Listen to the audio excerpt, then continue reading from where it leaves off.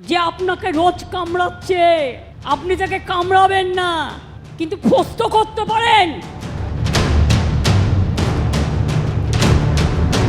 নেত্রীর আদেশ অক্ষরে অক্ষরে পালন করে কি ফোঁস করলেন বিষ্ণুপুর সাংগঠনিক জেলা তৃণমূল কংগ্রেসের সাধারণ সম্পাদক? বিজেপি নেতাদের মেরে ঠ্যাং ভেঙে দেবার নিদান দিলেন প্রকাশ্য জনসভায়। আরজিকর ঘটনার প্রতিবাদ জানিয়ে কাশীপুর এলাকায় একটা মিছিল এবং অবস্থান বিক্ষোভ করে সোনামুখী ব্লক তৃণমূল কংগ্রেস নেতৃত্ব।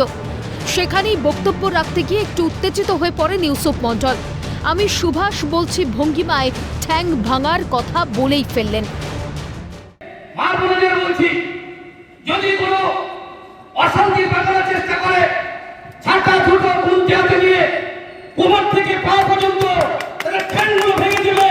আমরা বুঝিয়ে দেব সোনামুখী ব্লক তৃণমূল কংগ্রেসে এখনো বলা যায়নি মমতা বন্দ্যোপাধ্যায় আমাদের সৈনিক, অভিষেক বন্দ্যোপাধ্যায় আমাদের নেতা।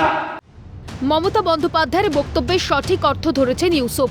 তবে এমন কথা শুনে বিরোধীরা তো আর চুপ করে বসে থাকতে পারে না। বাঁকুড়ার বিষ্ণুপুর এলাকায় শুরু হচ্ছে রাজনৈতিক চর্চা। যদিও এত কিছুর পরেও নিজেদের বক্তব্যে বিন্দু মাত্র অনুতাপ জন্মায়নি ঘাসফুলি নেতার, বরং বললেন এরপর কিছু হলে দায়ী থাকবে সিপিএম এবং বিজেপি। এই আরজিকর কাণ্ডটা নিয়ে যেভাবে বিজেপি একটা রাজনৈতিক ফায়দা তোলার চেষ্টা করছে, মানুষকে ভুল বুঝিয়ে যাতে একটা সাংঘাতিক একটা যেভাবে লড়াই বা মানুষে মানুষে বিভেদ সৃষ্টি করে, সেই জন্যই আজকের এই আমার বক্তব্য। এই বক্তব্য অশান্তি তৈরি হলে বিজেপি সিপিএম দায়ী হবে। ইউসুফ মণ্ডলের বক্তব্যের পাল্টা কটাক্ষে বিজেপি। মুখ্যমন্ত্রীর বক্তব্যে উজ্জীবিত তৃণমূলের নেতারা। বক্তব্য সোনামুখীর বিজেপি বিধায়কের। এই বক্তব্যগুলো উনি রাখছেন, এটা উনি বলছেন মুখে যে বিজেপি অশান্তি করতে চাইলে, কিন্তু প্রত্যক্ষভাবে উনিই চাইছেন যে অশান্তি হোক।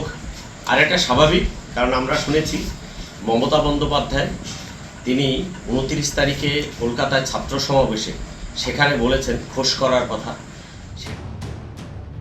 তৃণমূলে এইরকম মণিমুক্তর অভাব হয় না কোনোদিনই সমালোচনা বিরোধীদের মুখে। তারা আবার অনুব্রত মণ্ডলের উবাচকে গুরুত্ব দিয়ে অভিযোগ তুলছে মানুষ তৃণমূল নেতাদের এই ধরনের বক্তব্যে অভ্যস্ত। তবে বর্তমান সময়টা ভালো যাচ্ছে না ঘাসফুল শিবিরের। এই সময়ে একটু ধরে খেলতে হয় সে কথা না বোঝানো গেল দলনেত্রীকে, না বোঝানো গেল দলের ছোট মেজ সেজ নেতাদের, খোঁচা বিরোধীদের।